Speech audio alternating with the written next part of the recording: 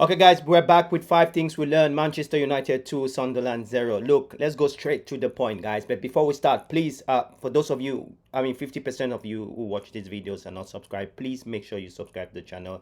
Help us with those numbers so we can get a bigger audience. And please sharing if it's your first time here. My name is Ralph Dukam, Manchester United fan, just like you.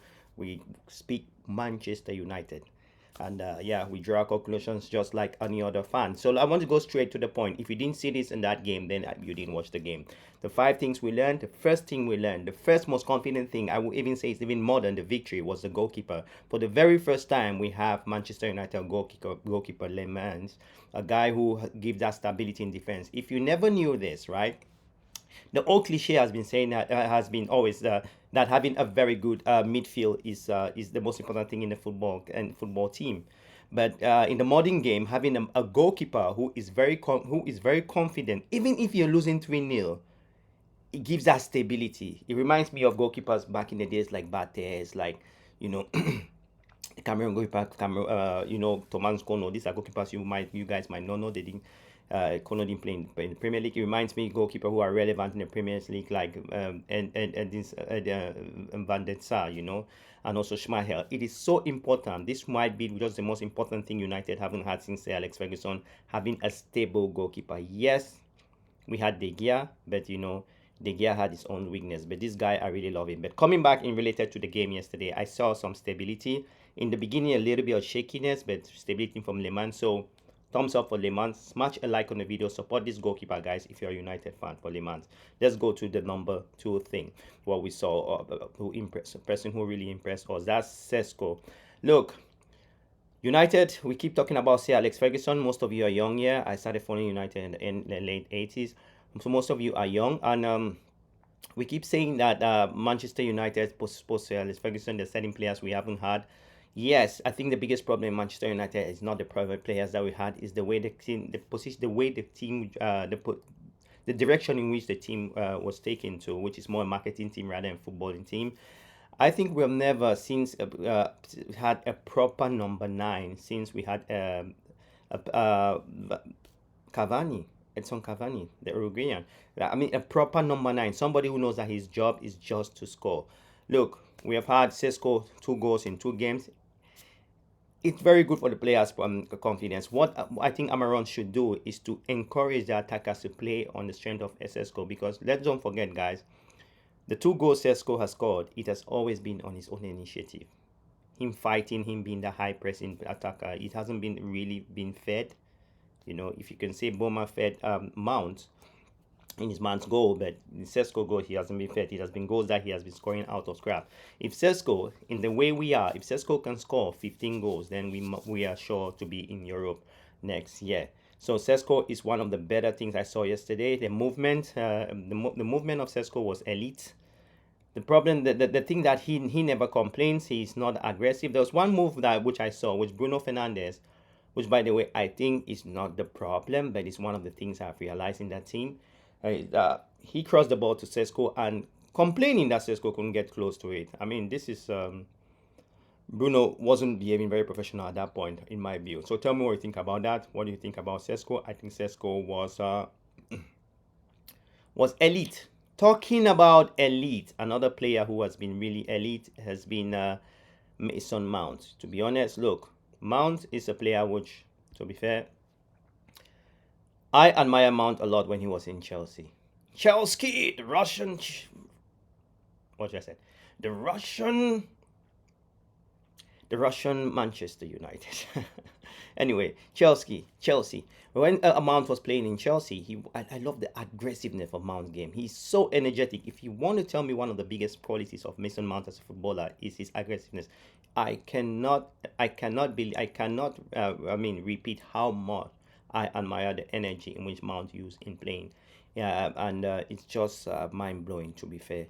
So I think Mason Mount, his pressing midfielder, he started the game before Cunha, which to be honest, I was scratching my head, thinking, is that a mistake? But I think Amorim's seen the experience. He's a player who has been in the Premier League for quite some time, understands what's needed from him, and yeah. So Mason Mount is my kind of player. I'll put him on the clearly one of the players which needs to be seen in this season. He's one of our best players. Some will even say even our best player of the season so far. He's been contributing. If Manchester, if Mason Mount, if Mason Mount can be this season, stay without an injury, and have 50% of 50% of the games, above 50%, if he's in 50 and 70%, he can be the player of the season so far with the form in which he has. Look at the goal he scored against Sunderland. You just receive the ball and you just tap in on the sidebar. It is very important that you have an experienced player. And one thing I like with Mount is what I just complained about Bruno, which is an experienced player as well, is that he rarely complains. And when you play with players who are not complaining, I played football. There's some players who think they are very important than even the club. When you play with players who don't show their frustration, it's so helpful,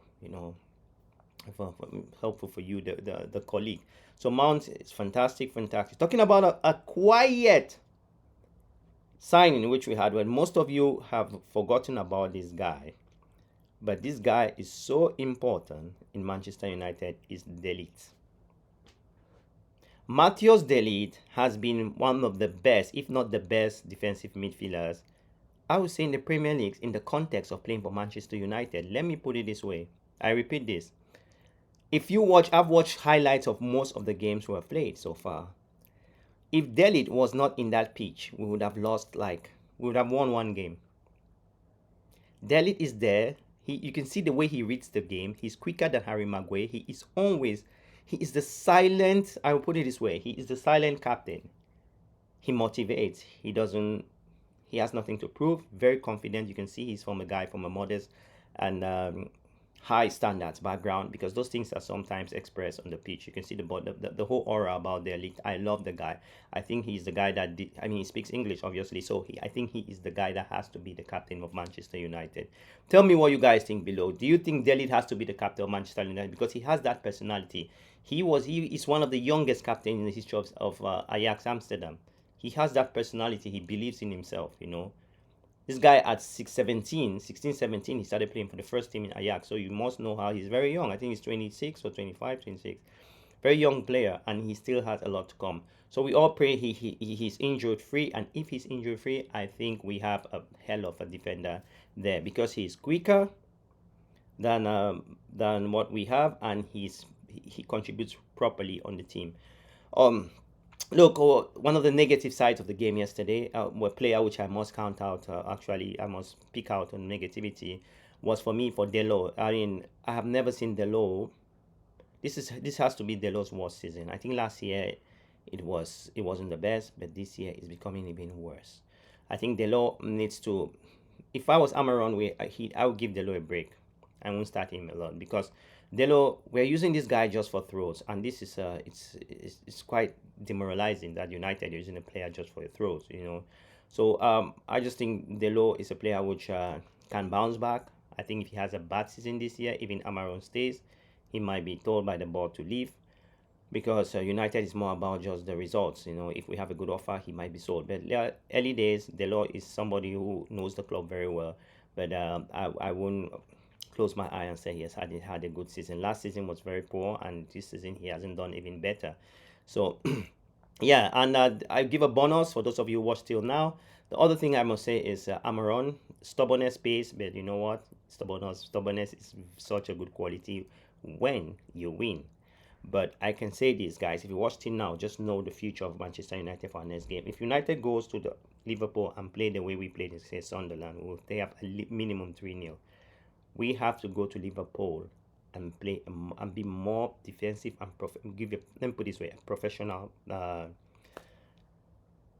performance for us to get the results. So yeah, that's my 5 things which I have learned. We talked about Mounts, talked about Lammens. For me, the man of the match. Without Lammens, has just changed the way we play. That confidence from the defense is very good. He will make mistakes. A young player, fine. We talked about Cesco getting his goals. Dalot, talked about also a captain, which I'm not happy very well with at the moment, in Bruno Fernandes. And yeah, also negativity on Dalot's side, but on also a very confident manager in Amorim, sticking to his guns and tactics, which by the way works when the victory is there. Yeah, guys, if you love what you see, guys, make sure please click the like on the video. Please subscribe. We need those numbers. And like the video so you know, uh, YouTube can share them. With that all said, guys, have a lovely week and stay tuned to the United Way TV. Ciao, ciao.